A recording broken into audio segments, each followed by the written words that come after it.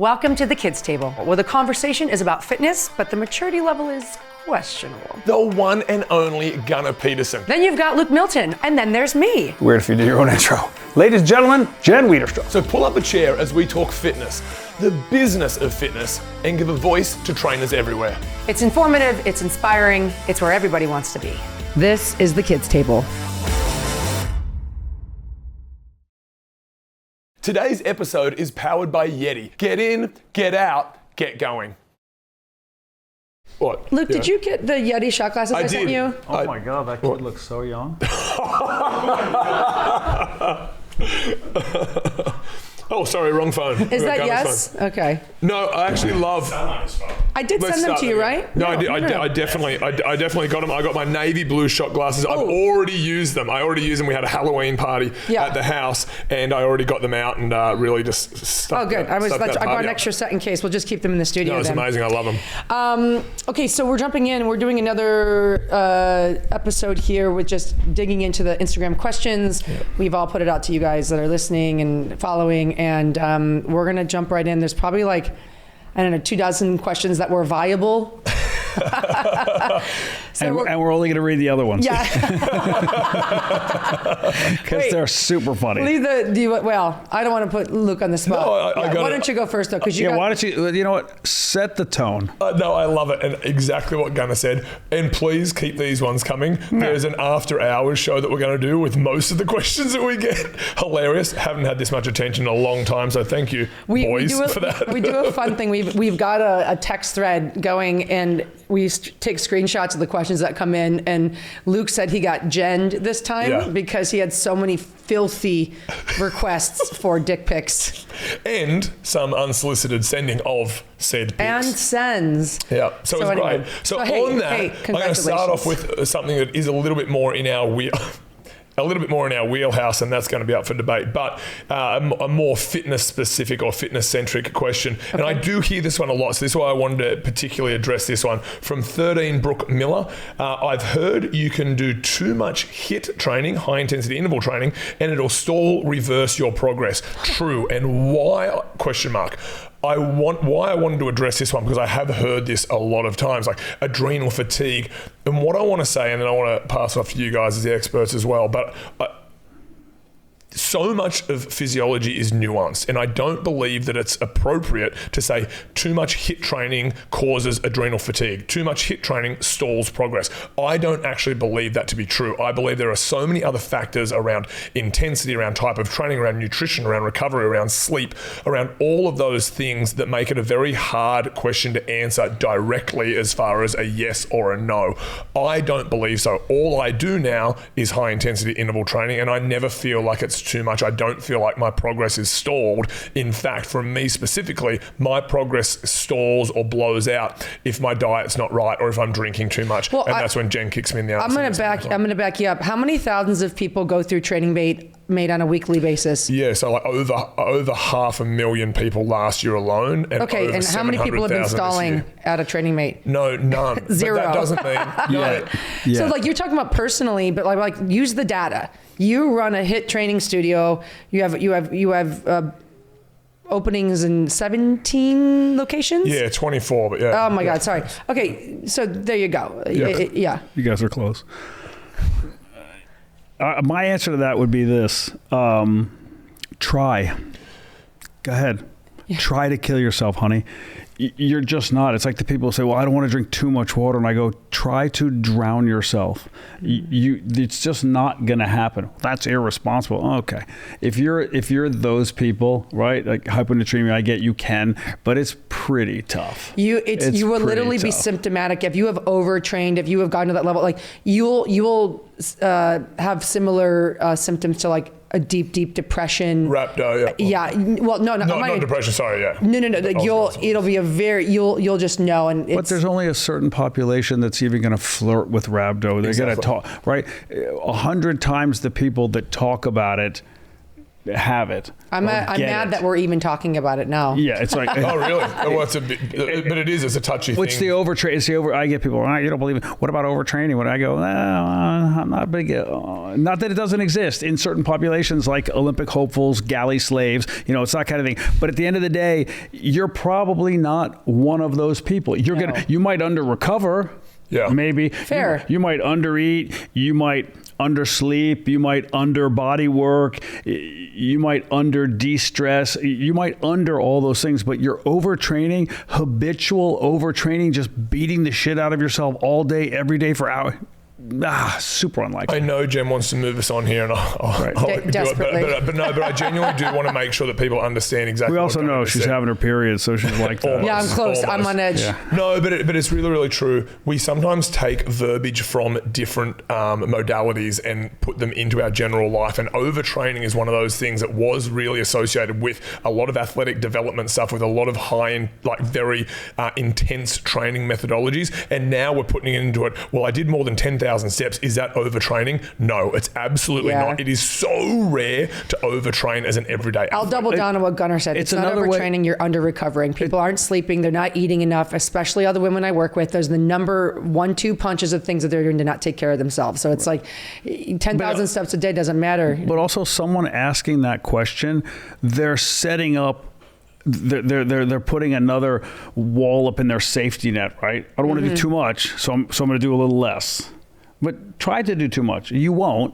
And I'm here if you want to come back at me and say, I did too much, I hurt myself, because you're not going to. And you're definitely not going to do it too much so often that there's any negative effects. Agreed. It's just not. You might be a little sore, but I like to live in that constant state of a little bit sore. Yeah, but that means you're challenging your body. I mean, that's the whole point. And that's also my own psychoses, right? That's where I live. But these people, you see it. Yeah, I don't want to do 2 days back to back. They want an excuse to pull back. Correct. I agree. Yeah. This is going to be focused more on our own response. What's a training method that you have forgotten about and then found again and are using? I'm gonna launch this off. I want us all to answer this one. This is nice. But I'm going to launch this off because it was actually a shout out to Jen that got me back into it. I lived my life in that explosive, heavy lifting, and then I got out of it with Training Mate, and I was very much like circuit training, loved the social connection, loved the community-based workouts, loved doing all that sort of thing. And it was actually Jen that sort of lit a fire under me, maybe 7 months ago, and I'm like, I'm having a bit of trouble with this hip, and that's probably not really, I should be doing more on it. And you're like, have you lifted heavy? I'm like, mate, I haven't lifted heavy for years, and squatting and stuff. And so you actually put me back on a program with heavy squats and with some heavy deadlifts. And then we've actually been hanging every time we've come to Nashville. We went to your friend's gym not long ago, and we did that workout. It was just around heavy deadlifting, some squats, some chin-ups. And I've really enjoyed putting that back into, not just exclusively, but putting the heavy training back into my repertoire. Fun. I feel like I cycle through everything all the time. Yeah, I was so excited to hear you answer this question. Because I go heavy. I mean, heavy for me, and then I'm big on peripheral hard action. I'm big on contrast training. I'm body weight. I probably don't do enough body weight, but then just a couple days ago, I did a ton of slant board guy ramp body weight squats, but I did them pre a transformer bar set on the all the way back position, right? So it was a low bar back squat, but I did the other ones first as a pre-exhaust the quads method, but it was a body weight thing, and I don't do a ton of those. I will say I do a fair amount of push-ups because from a shoulder standpoint, it's easier than certain other things. I play with dumbbells too a lot, but the push-ups, I go into the push-ups, but I go in and out of everything all the time. People say, you're not consistent. Joe Weider what did Joe Weider's thing? Had the, it's not eclectic training principles, something like that. You could joke about bringing up the Weider principles, but there was a lot of fun stuff in there to play with, and I try to cycle in and out of all of them all the time. Oh, no, I want to look at that. I don't think I've been around that, been faced with that in a minute. For me, it's isometrics. I feel like I have a very busy mind, so I like my body to be busy. And I've really fallen back in love with the way my body has to find the contraction and hold it. And I'm finding that as I've gotten older, I've gotten a little bit, my contractions aren't happening as quickly or as intensely as they used to. And so I'm really thinking about getting those isometrics, really finding the muscles and really being patient in my mind to get into those positions. And like at first I was kind of like begrudgingly doing them, and now I'm really starting to love them again. So, and I like it as a pre-fatigue. So it's so ironic that you said that, starting with that kind of isometric, whether it's just to turn the muscles on and get reactivated, and then going to something that's more dynamic. But yeah, that's for me. We do the isometrics in our gym a lot with Sorenex. We flip the J cups over, and now they actually have a tool that you put the bar in and it locks it, so you can go up like an inch and hold that isometric, but you can also do it on the deads. Yes. Right. I love the isometrics on a pull up. I'm a big fan of. Cal has had me do it. Cal Dietz with a lunge, and then you kind of. You have like your hands on either side, so it's almost like a deadlift position, but you're in a split stance. Yeah. Similar, where you're holding and you're on that rig. Yeah. I'm a fan of a set of bodyweight lunges or an offset load lunge, and bang, bang, bang the reps, and then hold, and then drop the weight and keep holding. Yeah. Great protocols. Everybody should play with them and find what works, especially because when you travel, holiday season coming up, right? Yep. When you travel, you may not have at your disposal everything you're used to using. You will not have. So, exactly. So playing with isometrics, playing with bodyweight stuff, trying different modalities, it's fun to do that, and it's a great time to do it too. Really well said. Okay, this is an opinion question based on the Smith machine. Do we think that a Smith machine will hinder their progress for squats and bench press? You know who invented the Smith machine? Somebody with the last name Smith? I'm going to say it was Jack LaLanne in a guy named Smith's gym. Oh, okay. Yeah. So I just actually ordered a new one from Sorenex. Oh, you did? Yeah, I got mine. For everybody listening, a Smith machine is where it's actually the barbell is in a fixed bar path in the actual rig, but it does travel quite smoothly up and down. It's on guide rods. Oh, that's a better way to put it. And I had a 10-degree Smith that Flex Fitness made 1,000 years ago, which was just enough of a pitch. It was great for squats, great for shrugging too. And I understand that you're firing differently, and that some people say, "Wow, that's ridiculous. You should never use those. You should use free weights." But there are a lot of people who have trouble finding the movement path. So you get them to groove that pattern on a Smith, and then when they move over to free weights, at least their body goes, okay, I've done something similar, let me engage and stabilize. Yeah, I don't think it would hinder it at all. Oh my God, people shit on the Smith rack all the time. I don't like that. I actually have heard more the other way, where it's helped people get into a squat that wouldn't squat otherwise. Well, it creates safety. It's like the bar is going to be where the bar is, and I put myself around it, and I don't, now that I'm an advanced squatter or bench presser, I don't love working with the Smith machine, because I want my own bar trajectory to be based on where I want to put it. But I think for people learning, it's great for if you have those mornings where you have to go super early, or you're not 100%, but you want to get something going. I love having machine Saturday, especially when I travel in a hotel gym, and I just look and I go, I'm doing all the machines in here. Mm-hmm. Well, we've talked about machine Saturdays. Luke, did you have an additional question? I don't want to ball hog. No, not at all. I think that this one's actually, I'd like everyone's opinion on this. It's framed from Mark McGill, absolute legend. He's got Balanced Blueprint as well. But he says, how does a boy from Frankston become the next Luke Milton? Now, let me give you context of that. Frankston is a working class suburb in Victoria in Australia. And basically he's saying, how did you get the quote unquote material success? And I'd actually like all of us to answer this, but look, I want to be very clear that there's no trust fund from my life. We set this up, we set Training made up as a business, and we just worked hard to get the results or the quote unquote success that we've gotten.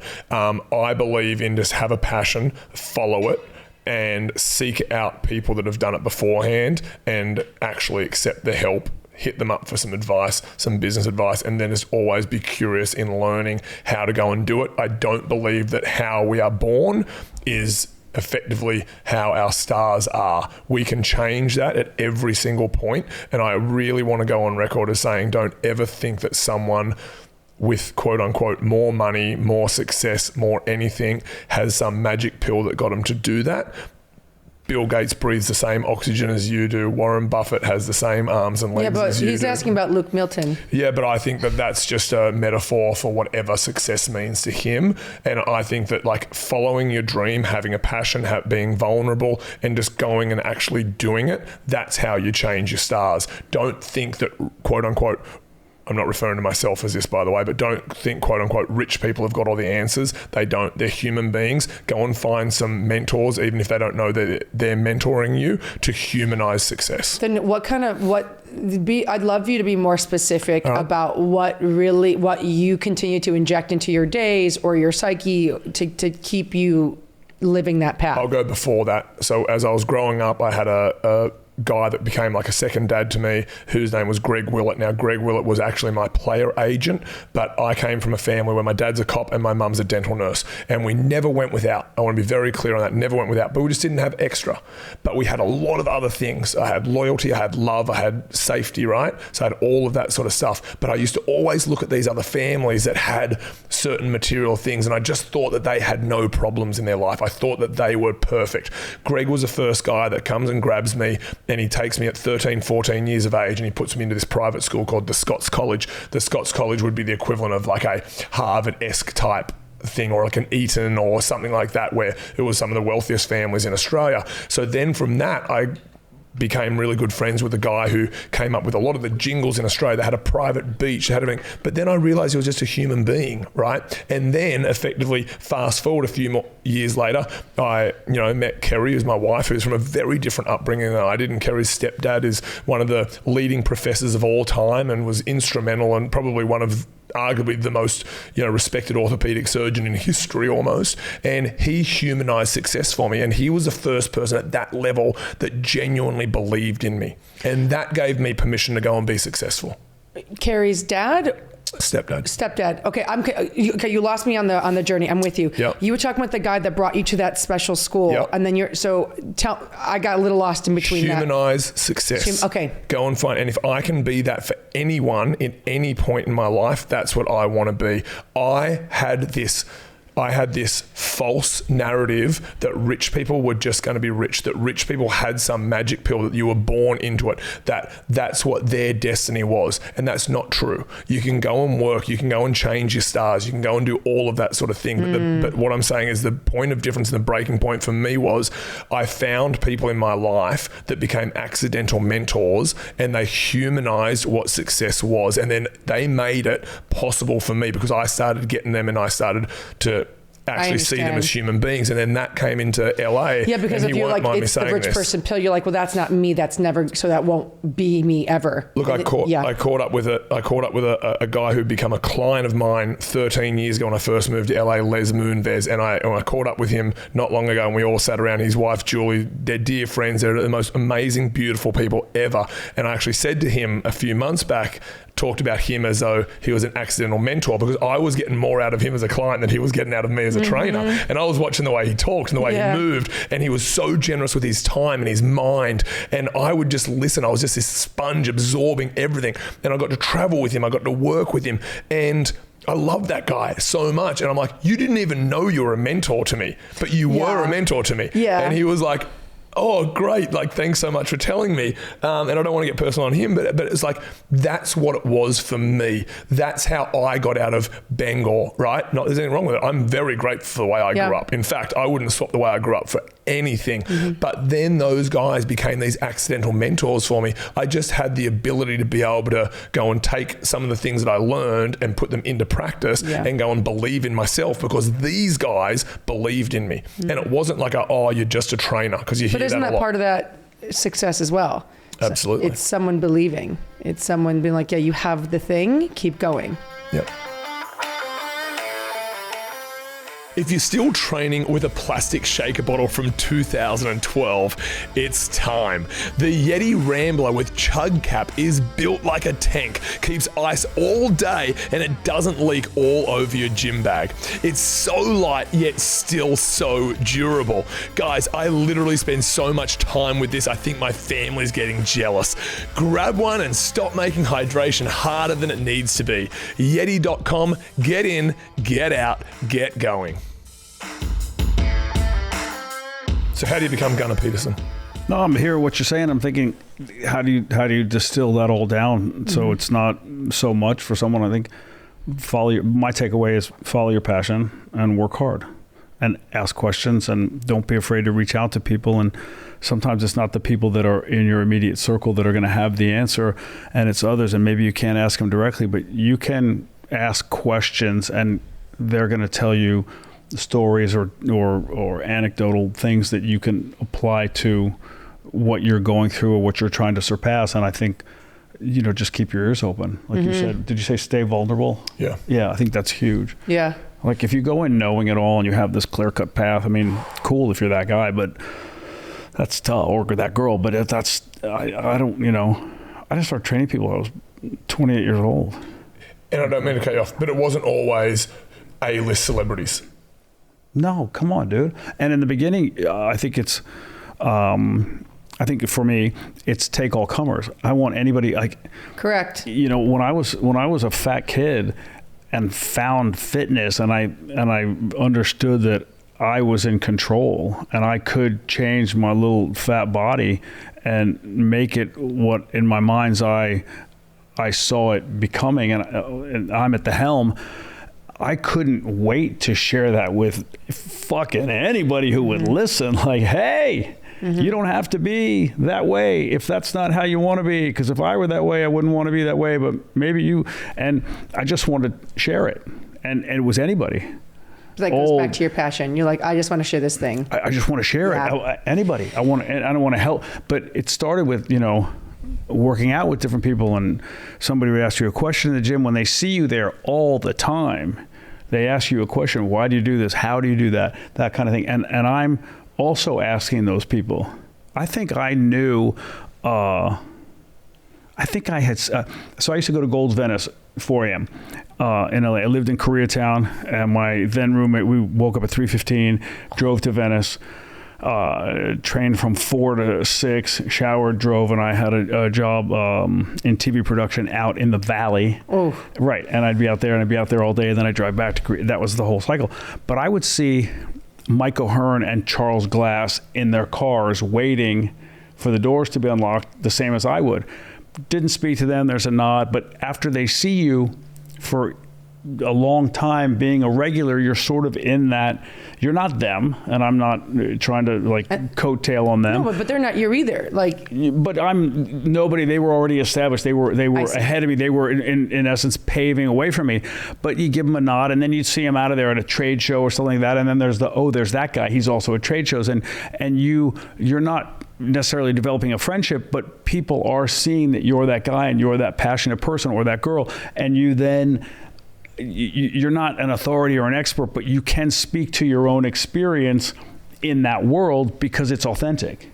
So if you are completely immersed and you're pulling from everything and growing exponentially daily, weekly, monthly, yearly, then I think it's incumbent upon you to share it. You have to share it. You have to give back. You have to, whether it's pay it forward, pay it down, however you want to see it. So the rising tide raises all boats. You got to pull people up. So I want to share anything I've learned, it's a business of coaching, right? I want to say, hey, I saw Charles Glass doing a leg press like this, and then I tried it, and I could pass it off. I saw Mike O'Hearn doing this. I see these guys, these pro bodybuilders doing their cardio at 10 degrees, but it's a super slow walk, but they're on it for a certain amount of time, and that's how they stay lean. And I want to share everything I've seen, and I think you have to do that. But what drives that passion? And to me, the passion is driven by repetition. And that's my repetition first before I'm out there counting your repetitions, right? If I'm just banging it down every single day, and then I'm seeing people every day, all comers, right? Old, young, fat, thin, male, female. I'm taking them all, and I'm trying to hone these programs. I'm trying to get them to where they're feeling what I'm feeling, that jazz, that buzz that I'm feeling all the time in the gym to this day, then I'm going to be successful. I just believe it. Whatever your definition is, again, you have to define that first. You have to define what you want, and your definition of a success of what you want. I want to be a successful trainer. Way too fucking broad. What does that mean? You want to have X amount of money. You want to have X amount of clients. You want to have X amount of notoriety. You want to be in those small circles with public figures. That's weird. That's already bored. I've had people, I want to train celebrities, and I go, why? Because it's cool. I go, you're a stalker. That's just weird. You don't want to, why do you want to train celebrities? Because you want to be associated with their success, or because you see a certain person and their ascension, their rise to fame, and you're going, I could make it even better. Yeah, but that's what people don't realize. Like, the foundation of this question is, how did you become Gunnar Peterson? It wasn't because you were training celebrities. Celebrities came to you. Celebrities are a side effect of the passion that you brought because you've been doing all the reps with everybody else. But I think people see passion in other people, and I don't think I agree. And I think celebrities are people, so they see that you're into it. They see that you're not. Yeah, but you would train a lot of non-celebrities as well that are really big in business. They're behind the scenes, so they might not be public facing, but they respect the drive. They respect the gift. They see you paying into your own business, your own success, whether that means they see that I am always doing my workouts, or they see that I will add different equipment. People, well, we all can't afford the equipment you have. Well, fuck you, save and buy something, dude. You don't have to use just that. Gunnar's on a rant now. Nah, but I get into we don't have what you have, but get it. Save, buy. Like I said, I just ordered that Smith rack from Sorinex. That was a calculated purchase. I mean, Sorinex makes quality products. It's going to cost what it costs, right? Like, did it say Bentley outside or did it say Fiat? They're both successful brands, but they're different price points. So I know when I buy something from Sorinex what it's going to cost, but I also know it's worth it, and I also know my kids will train on that long after I'm gone. So pay into your own success. Like, stop vaping and buy. I'm serious. Stop vaping and eating fast food and doing that shit. Save your money and buy a Smith rack. Well, my response is a lot more condensed. Stay in the fucking saddle. It is so easy to hit some adversity and quit. I auditioned for Biggest Loser multiple times, and I was told no every time before the last time. Yeah, they just offered it to me. That's weird. Well, yeah. You also said no, okay? I did. The whole point is, like, you just got to stay in there. You got to just stay in there. It doesn't have to be a grind, but if you love what you're doing, you do the reps, but you stay in it. And the people that stay, the people that love this, stay in it. And it was so wild when you said that the career span of a trainer now is so much less. To me, that's why I'm here, because I've done it longer. Stick around. It's hard getting, people say, how do you do that? It's hard getting up. For anybody, it's hard getting up. Yeah, but even after 8.5 hours of sleep, it's still, you're going from a sleep state to an awakened state. Yes, it's hard. But once you're up, if you know what you're going to, oh my God, it's awesome. But I really genuinely love what I do every day, and I don't feel like I'm ever working. So to me, it's just like, that's just keep doing it. If you just keep doing it, and I've had the same thing, Gunnar, where people say, "How can you mentor me in how to get celebrities?" I go, I have no idea how I've gotten celebrities. They have just been referrals, like every other person that's come to me. So just keep doing a great job. Stay in the fucking saddle, and your career will go where it's supposed to go. And I think just to finish, I'll jump into the last little point there. You guys are killing me. Loves how I do that. I have so many questions to answer, guys. We're not going to be able to get to them. No, I think that the biggest thing to finish this off is to understand that the things that you're looking at now that are success are the byproduct of what we do, not the driver of what we do. So the things that you see, the celebrity clientele, is a byproduct of the consistency of what you've done for years and years and years, or the big house or the nice cars or the watch or whatever you think is success is the byproduct of the job being done, not the driver. Yeah, but the reality is even though we have these things, we're still doing the things that got us them. No question. Like, that's the difference. Like, we didn't do it and we've made it and it's over. We just love this anyways. Do you want to do one more quick question? I want to hear that one that he started to read at the beginning of the show. Okay, 2 questions. Go ahead. Let's all answer Luke's. Okay, so... Or do you want to end with that? Do we want to end with that one? End with it. Okay, Gunnar, quickly, just because you've had more years over 40 than we have. Is 40 too late to pursue body changes in composition? I want it. And I just thought it was just so good because I have an answer, but at 43 versus someone that's been doing this longer, I look at you and I've seen you change your body comp so many times in the decade that I've known you. So I'll let you just jump in on it. I've known you more than a decade. Oh my God. Yeah. Okay. So 15 years? Yeah. It's gotta be 15 there years. You go. No, the answer to the question is categorically no. It's never too late. They've shown, I mean, we talked about this once on the pod. They've shown changes in body count. Actually, they've shown production of lean tissue in octogenarians, and then obviously a much smaller study, and I said this the exact same way last time, in centenarians. So you're 100, you can still add lean tissue. You might not be doing it at quite the rate that, like my 9-year-old or a 16-year-old or something is doing it, but you can definitely do it. And if you don't pursue it, what else are you doing? Why wouldn't you pursue that? Whether you're 42, 52, 62, do it. It's a fun game. I agree. For me, it's a fun game. And for whatever you could, I'm sure that an outsider would say, oh my God, you're obsessed with it. But anybody else would say, no, it's just a part of it. I just want to know where the idea came that you can't. And the fact it came from losers who don't. That's exactly where it came from. It's not possible. It's not possible. That's what it is. Yeah. No.